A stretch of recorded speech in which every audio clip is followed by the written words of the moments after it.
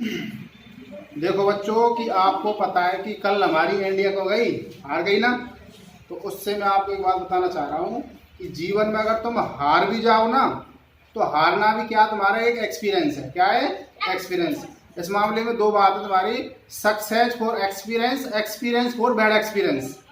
यानी कि आप हारने से भी क्या होते हो? सक्सेस होते हो, मतलब सीखते हो। क्या करते हो? सीखते हो। तो इस बात के लिए आपको निराश होने की जरूरत बिल्कुल भी नहीं है। आप अपना काम करते रहें, क्योंकि जीवन में अगर आप हारेंगे नहीं तो आगे आप सीखेंगे नहीं। बात समझ में आ रही है आपको? एक बात और बताऊं मैं आपको। आपको जैसे आपने नोटिस किया होगा इंडिया के जो फील्डर्स वगैरह थे उनमें आपको एक चीज नोटिस की होगी आपने कि थोड़ी सी मिसप्रिंट थी। क्या थी? मिसप्रिंट, थोड़ी सी मतलब कमी खली थी, चाहे फील्डिंग की हो, चाहे कैचिंग की हो, चाहे कोई हो। ठीक है ना? इसको देख लो आप। हम बात करेंगे आज तुम्हारा तंत्रिका कोशिका। किसकी बात करेंगे? तंत्रिका कोशिका का मतलब होता है कि हमारे शरीर में, मैंने आपको बताया था कि 4-5 प्रकार के ऊतक होते हैं। कौन होते हैं? ऊतक। उनमें से एक ऊतक था हमारा तंत्रिका ऊतक। कौन सा था?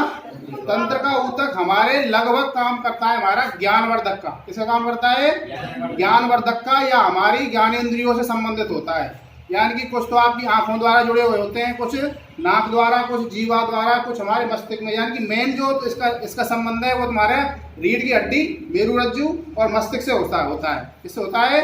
रीढ़ की हड्डी और मस्तिष्क से। इसका काम क्या होता है कि हमारी छोटी छोटी क्या होती है? तंत्रिका कोशिकाएं होती हैं। कौन होती है? तंत्रिका कोशिकाएं क्या करती है? सपोज करो तुमने कोई गर्म चीज छुई, गर्म चीज आपने छुई, और उस गर्म चीज को छूने पर तुम हाथ को हटाओगे ना, उस हाथ को हटाने का जो संदेश दिया है वो किसने दिया है? वो देता है तंत्रिका कोशिका। कौन देता है?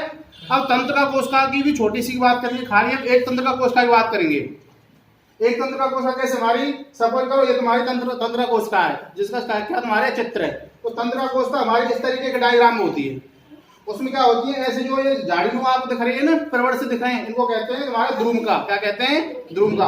और आपको जॉइंट दिख रहे होंगे, इनको बोलते हैं तंत्रिकाक्ष। क्या कहते हैं? तंत्रिकाक्ष। यानी कि आपकी तंत्रिका कोशिका में जो जॉइंट होते हैं उनको कहते हैं तंत्रिकाक्ष। और लास्ट में जो आपको दिखाई दे रहा है, इसको बोलते हैं तुम्हारा तंत्रिका का अंतिम सिरा। अब देखो, अगर मैं बात करता हूं, एक ध्रुमका दूसरी ध्रुमका से जुड़ी होती है।